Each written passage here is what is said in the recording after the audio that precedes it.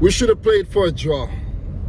Yeah, I know I sound like, you know what I mean, this is not like Man City, but we should have played for a draw. Sometimes you just can't win them all.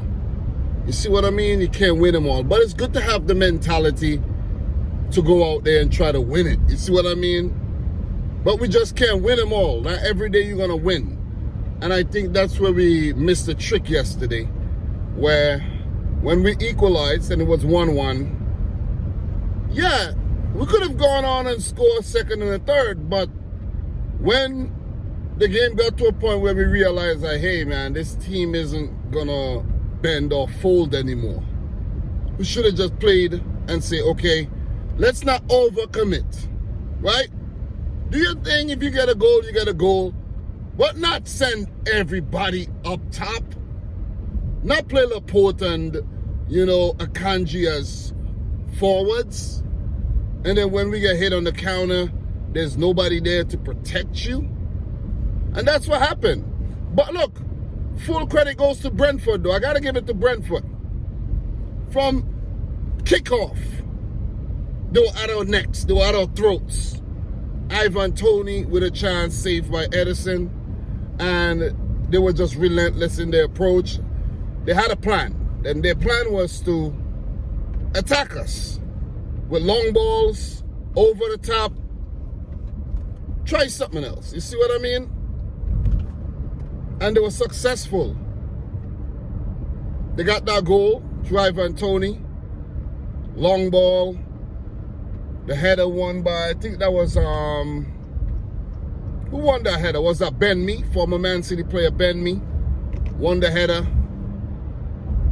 And Ivan Toney with the looping header over Edison.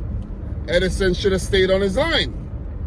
Or just go for the ball. Just try something. But he was beaten. Okay, I understand. We got beaten. And Brentford have not lost a game when they have scored first this season, I think. And this is their first home win, where they go up to 19 points. They're 10th. This is a team I predicted to get relegated this season. So kudos to Thomas Frank and his boys. Kudos to Ivan Toney scoring that opening goal. City had to fight back, and we did. It was tough, but we did. We also spurned a lot of good chances. Gunda, one I could recall, had a great chance. A couple opportunities where Haaland couldn't get on the end of it. Haaland wasn't given anything. He didn't have a chance at goal. He never had a clear opening at goal and say, here you go, score. Nothing, all game. So that's where we were off our pace. De Bruyne was off his pace. Well, he had a couple shots. Can't beat the goalkeeper. We weren't ourselves. But I don't want to blame that too much on the loss, because I think even if we didn't play at our best, we could have still won the game. But I got to give it to Brentford, because look, when we did equalize to Phil Foden, I think that was a corner and he ended up getting that ball on a half volley. And that was an exquisite strike by Phil Foden. We were on top. We were on top then. We're really on top then. And then is when we should have really stamped our advantage on the game, and we failed to do so. Failed to break him down. Give it up to Raya. He was decisive in goal.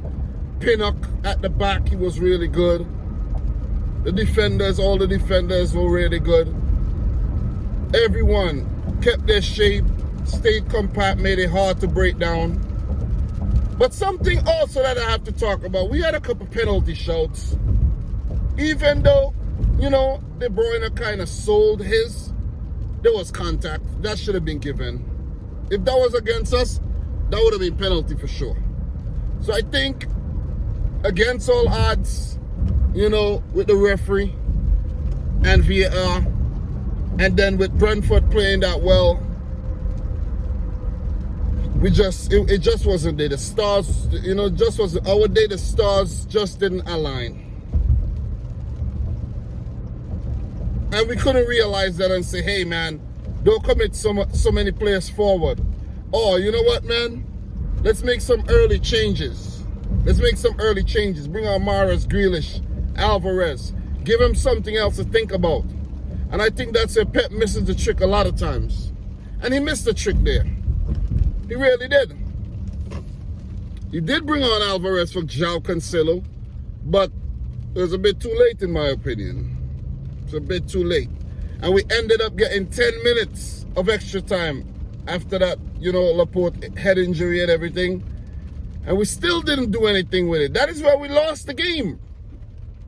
We overcommitted and they caught us on the counter. They caught us on the counter. And even though they caught us on the counter, we recovered. And Josh Da Silva still got past Akanji. Like, come on, man. Come on, guys. You know what I'm saying? Like, come on. You see? Somebody should have come over to help Akanji. Akanji could have closed him down over on his right. So if he cut back in on his left, that person that came over would have covered. So if he had got past those two players, then yeah, you could take the goal. But him just skipping past Akanji and squaring the ball to Toney, it was way too easy, man. We got beaten way too easy. And there could have been a third. Could have been a third. Similar breakaway. Caught us on the counter through Wissa. And De Bruyne had to come back. Edison ran off his line. De Bruyne had to actually basically stop it from going in the goal. Brentford deserved their win, man. They do. And that's their first win in Manchester since the 1930s. So give it up to the Bees. They were buzzing. Manchester B, Brentford, the Bees, came all the way from London, and they conquered. What does that mean for City? 5 points behind Arsenal. 5 points. I think Arsenal got 37 points after beating Wolves. And City do have 32 points. And behind us are Newcastle, who beat Chelsea. Newcastle are coming for us. You see what I mean? Could Newcastle be in the title race this season? Yeah. Arsenal are in the title race. Arsenal are top at Christmas. Could we pass Arsenal? Yeah, guys, of course. It's only 14 games played.